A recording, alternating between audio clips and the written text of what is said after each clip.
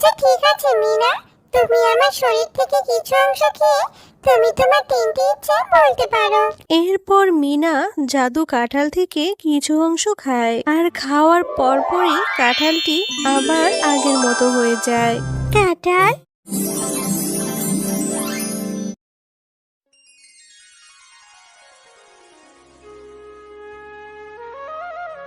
ওহ বাবা, আমার যে বড্ড ক্ষুধা পেয়েছে। এখন আমি না খেয়ে সারাদিন কিভাবে কাজ করব? আর কাজ না করতে পারলে তো মেয়েটা আমার সারাদিন না খেয়ে থাকবে। এ কি, এই গাছে তো দেখি একটা কাঁঠাল ধরে আছে, তাও আবার কাঁচা কাঁঠাল। পাকা কাঁঠাল যদি হতো তাহলে কাঁঠালটা খেতে পারতাম।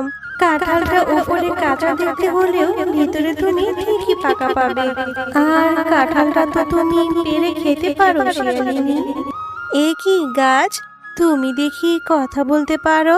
তাহলে তো তুমি কোনো সাধারণ গাছ নও, তুমি এক জাদুর গাছ, তাই না? আচ্ছা ঠিক আছে, আমি বরং তোমার গাছ থেকে কাঁঠালটা পেড়ে খাচ্ছি। এরপর শেফা শিয়ালিনী কাঁঠালটা গাছ থেকে পেড়ে খায়। গাছ, তোমাকে অনেক ধন্যবাদ আমাকে তোমার গাছের ফল খাইয়ে ক্ষুধা নিবারণ করার জন্য। এখন আমি আমার মেয়েটার জন্য যদি কোনো খাবার নিয়ে যেতে পারতাম তাহলে অনেক ভালো হতো। এ কি, এখানে খাবার কিভাবে আসলো গাছ? তুমি আমাকে খাবার দিলে গাছ? আমি তোমাকে খাবার দিয়েছি, কারণ যদি কেউ আমার শরীর থেকে কিছু অংশ খেয়ে তার কোনো ইচ্ছার কথা প্রকাশ করে তাহলে আমি তাকে সেই ইচ্ছা পূরণ করে দিই। আর হ্যাঁ, অবশ্যই আমি তার তিনটি ইচ্ছা পূরণ করে থাকি। কাঁঠাল, তাহলে তো তুমি অনেক ভালো। তাহলে তো তুমি আমার আরো বাকি দুটি ইচ্ছা পূরণ করবে, তাই তো? অবশ্যই আমি তোমার বাকি দুটি ইচ্ছা পূরণ করব। তুমি বলো, তোমার আর বাকি দুটো ইচ্ছে কি? কাঁঠাল, তুমি আমার সাথে যাবে আমার বাড়িতে। তুমি আমার মেয়ের সাথে থাকবে, কারণ আমার মেয়েটা যে সারাদিন একা একা থাকে, আর আমার মেয়েটা সারাদিন বাড়িতে একা একা থাকতে অনেক ভয় পায়। তুমি যদি আমার মেয়েটার সাথে থাকো তাহলে আমি সন্ধ্যা পর্যন্ত অন্যদের বাড়িতে নিশ্চিন্তে কাজ করতে পারবো। আর সন্ধ্যা পর্যন্ত কাজ করলে তোমার সংসারে কোনো অভাব হবে না। আচ্ছা ঠিক আছে, আমি তোমার সাথে তোমার বাড়িতে যাব, আমাকে তুমি নিয়ে চলো।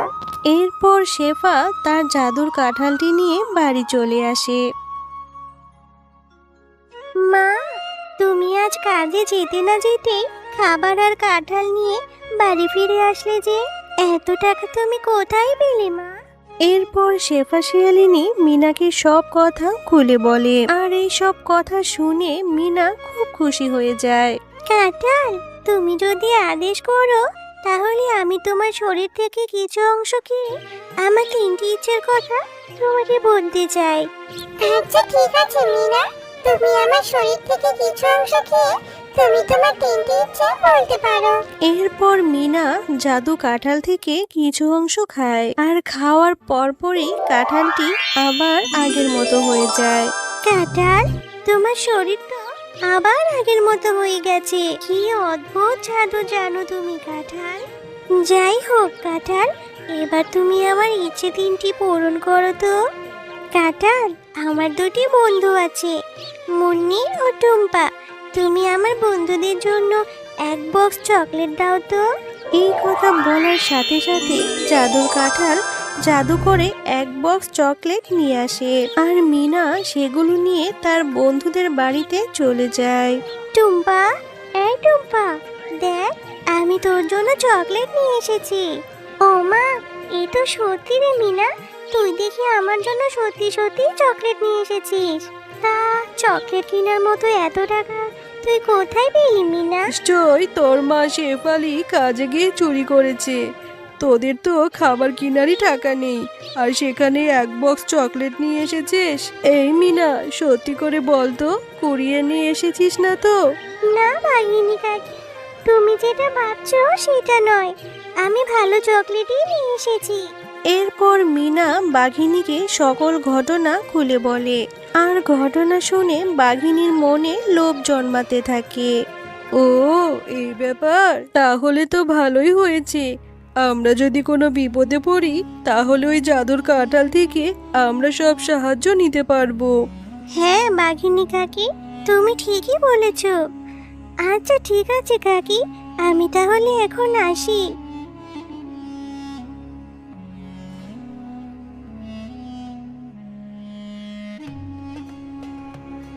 আরে, আমি কি শুনলাম? জাদুর কাঁঠাল নাকি ইচ্ছা পূরণ করে। তাহলে তো ওই জাদুর কাঁঠাল আমি আমার বাড়িতে নিয়ে আসব আর আমার সমস্ত ইচ্ছেগুলো পূরণ করে নেব।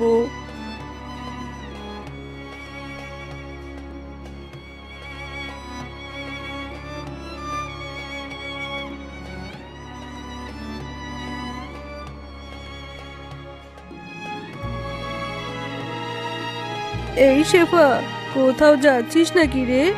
হ্যাঁ বাঘিনী ভাবি, মিনার জন্যই উঠোনে দাঁড়িয়ে আছি। মিনা বাড়ি ফিরলেই কাজের উদ্দেশ্যে বের হব। তা কিছু বলবে নাকি গো? হ্যাঁ রে শেফা, তার বলিস না, কদিন ধরেই আমার মাথাটা খুব ব্যথা করছে, কিন্তু ওষুধ কেনার মতো কোনো টাকা নেই। শুনলাম তোর বাড়িতে নাকি জাদুর কাঁঠাল আছে, আবার সেটা নাকি ইচ্ছেও পূরণ করে। শেফা, তুই একটু জাদুর কাঁঠাল থেকে মাথা ব্যথার ওষুধটা নিয়ে দিতে পারবি? আচ্ছা ঠিক আছে বাঘিনী ভাবি, তুমি একটু দাঁড়াও, আমি এক্ষুনি তোমার মাথা ব্যথার ওষুধটি নিয়ে আসছি। এই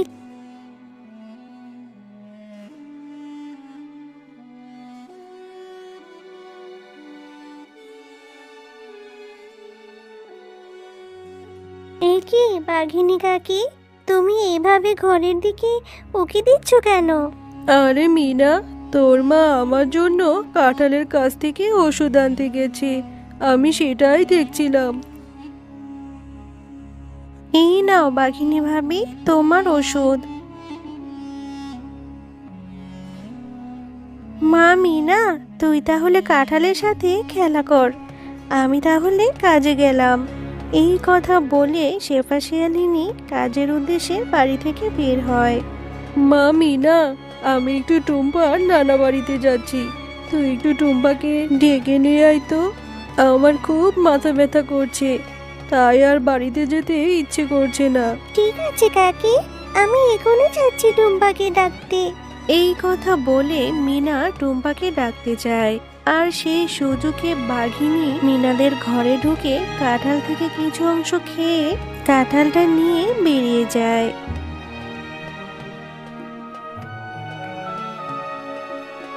কাঁঠাল, তুই এখানেই থাক, আমি আগে আমার বাড়ি থেকে মিনাকে বের করে নিই, তারপর না হয় তোকে বাড়ির ভেতরে নিয়ে যাব।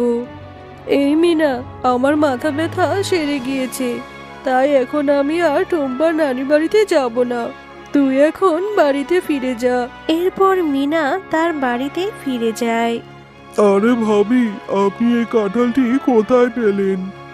আরে মিচকে ভাই যে, আমি আপনাকে এই ঘটনা পরে খুলে বলবো, আগে আমি আমার 3টে ইচ্ছা পূরণ করে নেই। এই কাঁঠাল, এই আমাকে অনেকগুলো সোনার মোহর এনে দে তো। আর তখনই জাদুর কাঁঠালটি জাদু করে অনেক সোনার মোহর এনে দেয়, আর এভাবেই সারাদিন কেটে যায়। আর এদিকে সন্ধেবেলা শেফা শিয়ালিনী কাজ থেকে বাড়িতে ফিরে আসে, এসে দেখে মিনা ঘরে একা একা দাঁড়িয়ে কাঁদছে। কি হলো মিনা, তোর আবার কি হলো? তুই এভাবে দাঁড়িয়ে কাঁদছিস কেন? আমাকে বল, কি হয়েছে? ও মা, মা, দেখো না, আমাদের সেই জাদুর কাঁঠালটা আমি কতক্ষণ ধরে খুঁজছি, কিন্তু কোথাও খুঁজে পাচ্ছি না। কি বলছিস কি এসব? কাঁঠাল আবার কোথায় হারিয়ে যায়?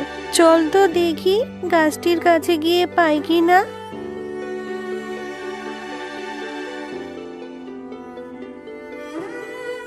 জাদুর গাছ, তোমার কাছে কি তোমার জাদুর কাঁঠালটি ফিরে এসেছে? কই, আমার কাছে তো আসেনি, আর আসলে তো তুমি দেখতেই পাবে। তাহলে তাহলে কোথায় গেল? আমি তো কিছুই বুঝতে পারছি না। ওই কাঁঠাল একা কোথাও যেতে পারবে না, নিশ্চয় ওকে কেউ চুরি করেছে। আজ তো অনেক রাত হয়ে গেছে, তুমি বরং কাল সকালে সবার বাড়িতে গিয়ে খোঁজ নিয়ে দেখো।